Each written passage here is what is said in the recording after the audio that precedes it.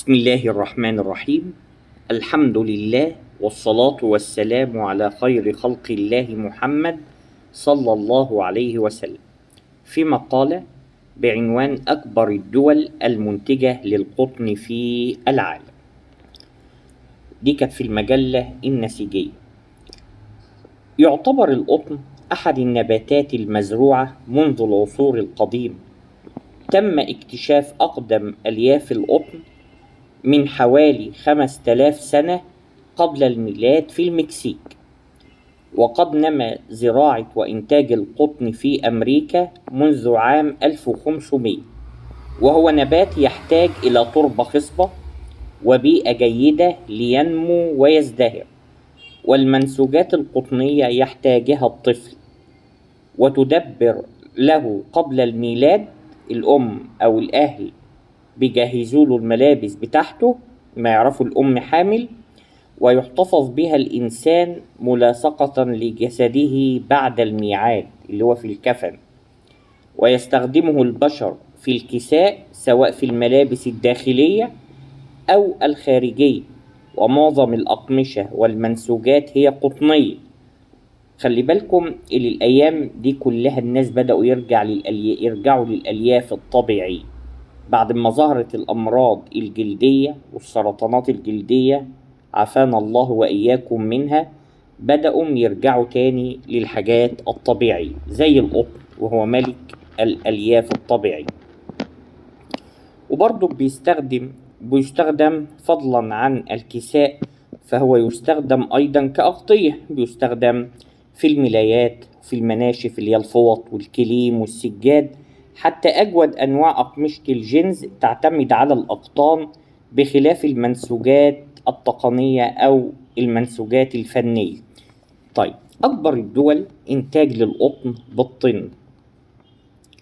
رقم 1 هتلاقيها هنا كاتبها، هي الهند 27 مليون طن متري، يليها الصين 33 مليون طن متري، يليها أمريكا 18 مليون طن متري، باكستان 10.5 مليون طن، البرازيل 9.8 مليون طن، أوزبكستان، وخلي بالكم من أوزبكستان دي الفترة الجاية، والصنبا البرازيلي برضو الفترة الجاية بتزيد إنتاجهم، وأستراليا 4.3 مليون طن، وتركيا 2.8 مليون طن، وتركمانستان 1.6 مليون طن.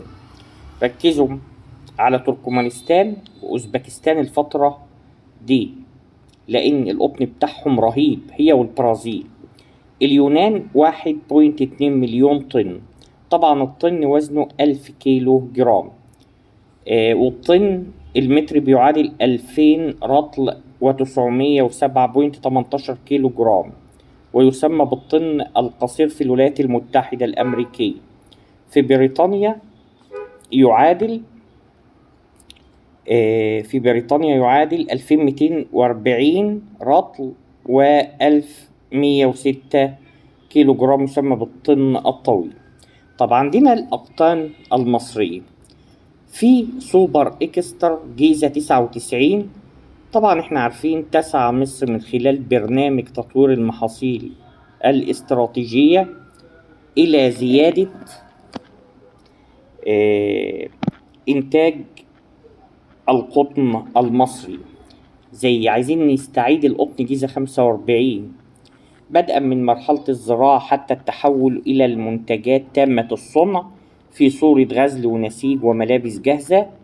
كما تحرص الدولة على التوسع في مرحلة البحوث العلمية. أنتجوا صنف كويس جدا هو جيزة 99، ومن الأقطان فائقة الطول والنعوم.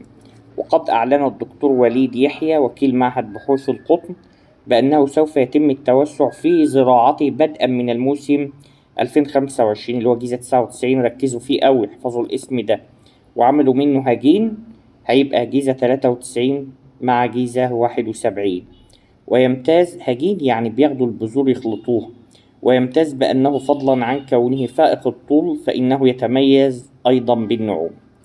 وقد صرح الدكتور مصطفى عمارة اللي هو المتحدث الرسمي لمعهد بحوث القطن إن المساحة الإجمالية لمحصول القطن الموسم الحالي بلغت 298 ألف فدان، وحظهم للقطن عالميا نزل. ربنا يستر الموسم الجاي، لأن فعلا القطن انهار في سعره. طبعا من إجمالي مساحة كانت مستهدفة 328 ألف فدان، حيث تم زراعة 43 ألف فدان وجه قبلي و255 ألف فدان في وجه بحري. كانت المحافظة الأولى هي محافظة الفيوم، زرعت 21 ألف فدان، ثم بني سويف في المركز الثاني دي بالنسبة لوجه قبلي. أما محافظة كفر الشيخ فهي تصدرت المركز الأولى في وجه بحري 80 ألف فدان. هي فعلا الأولى محافظة كفر الشيخ، يليها الشرقية 48 ألف فدان، ثم الدقهلية 44 ألف فدان. دي كانت مقالة بسيطة عن زراعة القطن والدول اللي هي المنتجة للقطن في العالم.